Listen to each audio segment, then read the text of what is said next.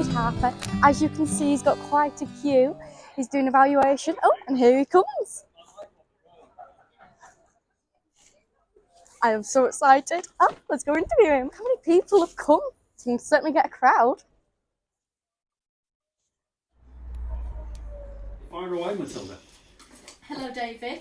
This is David Harper. Can you believe it? Oh, hello, Matilda. Nice to see you. Nice to see you too. Yeah.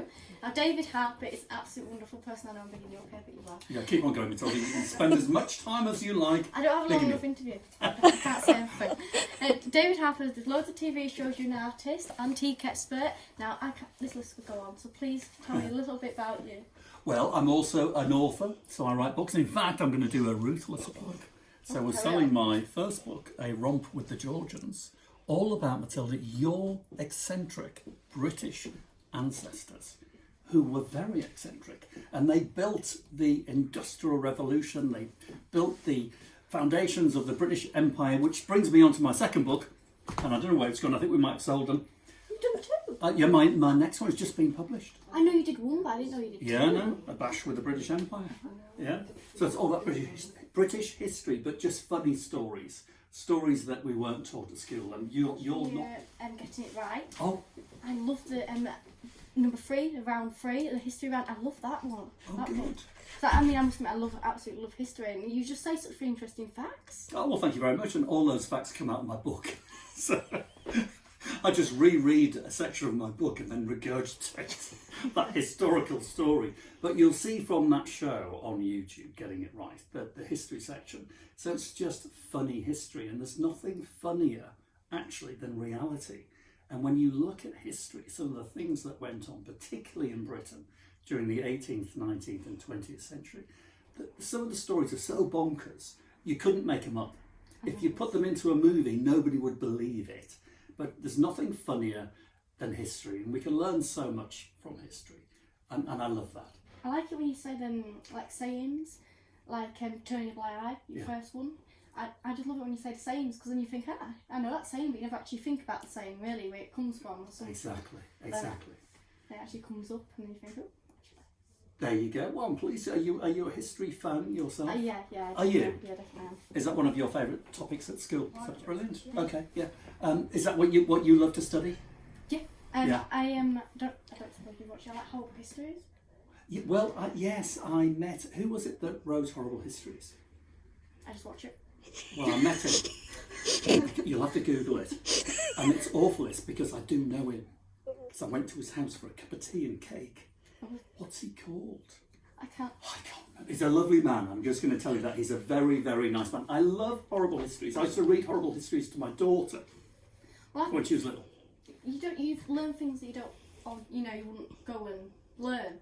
Exactly. Sort of thing that you wouldn't get teach you just because of it's also horrible histories, which I think is just a bit more interesting. It's not that horrible, but they don't always do horrible stuff. No, it's not always horrible, but you are right. It's the kind of stories that actually are not taught in school. The real kind of like social history stories, connections to real people, not just kings and queens. And that's actually what my books are like. It was once described by a journalist as horrible histories for adults. So it's on the same sort of theme. So yeah, I'm a big fan. How did you go about writing your book? Well, it all began when I was very young, at the age of 5, researching objects, because I always used to dream, fantasize, if you like, that by holding an object from the past, an antique that would be given by my mum and dad, that it would transport me back in time. And I still feel today that the closest we'll ever get to travelling back in time is holding objects from the past. So as a very young boy, I was researching objects, and I discovered the stories connected to the objects through my research. And that just kept going throughout my growing up years. And then when I became an antiques dealer and then on TV, I just kept collecting stories. And I had these stories in my head. And then I do theatre shows, one-man stand-up shows. And I thought I'll do a stand-up history show. I'll just tell funny historical stories. So that's how it started about 4 years ago with the writing about history. It was designed for a stand-up history show. And it was just me making notes, but it turned into a book and then a second book. So kind of by accident, but just a passion going back to the age of 5. I love stories. I love listening to stories, and I love telling stories. You're on Antique Road Trip, which, if you ever watch Antiques Road Trip, you have your car that you travel around in. Do you like old cars? Oh, do I like old cars? Matilda, what a question. Yes, I come from a family of car crazy people. We've always loved cars, and I was brought up with old, classic, vintage cars. So the Antiques Road Trip is perfect for me. I'm the one that always volunteers to drive the car. A lot of my colleagues on screen who I'm touring around the country buying antiques with hate them with a passion because, I don't know, you don't drive, I'm sure, not yet. Oh, I've got Morris Minor. You have not got a Morris Minor. It's my mother's, it's sort of, you know, but yeah, we've got quite a few actually. We've got also got a Volkswagen LT. I think we have a bit of an obsession. I think we've got 7. You do not. Really over the top, but yeah, we do. That is fantastic. Yeah, the Volkswagen LTs. Love old cars. Absolutely adore them. Well, you should be on the Antiques Road Trip then. Yeah, come on. Sign me up.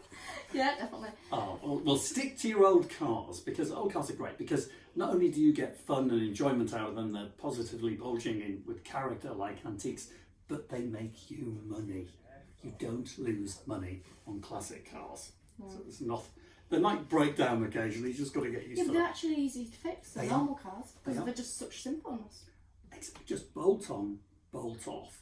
With a modern car, it's all about computer bits and mayhem and madness. But yeah, old cars, love them to bits. Do you have any cars yourself? Well, I always have something. I just sold a Fiat 124 from the 1970s, and I've also just bought and sold a Fiat 124 from 2018, so the modern version of. So I've always got something. I've got a share in an old Bentley. I like the old Rolls Royces and Bentleys.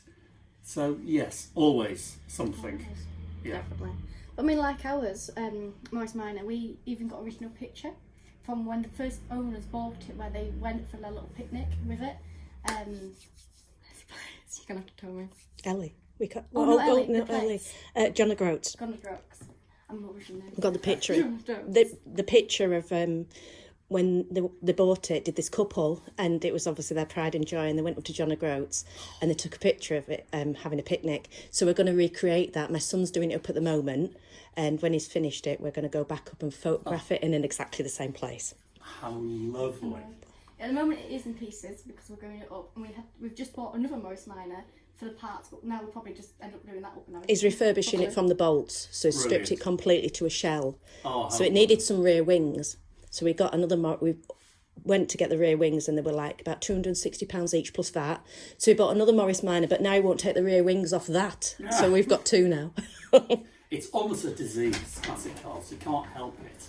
You collect more and more classic cars. Recently, I had a video of an orb. Oh, yeah. I did. I made a video which I called Ghoulish Antiques. I was out in North Yorkshire with my wife and the dog, walking around a very secluded churchyard, and I found some mort safes. Now, a mort safe was this cage that in the late 18th, early 19th century, people would place over a freshly dug grave to protect the body from the body snatchers. So it sealed the grave so they couldn't get at the body. Now, I'd only ever heard about these things, I'd never seen them. But in this churchyard, I found 3.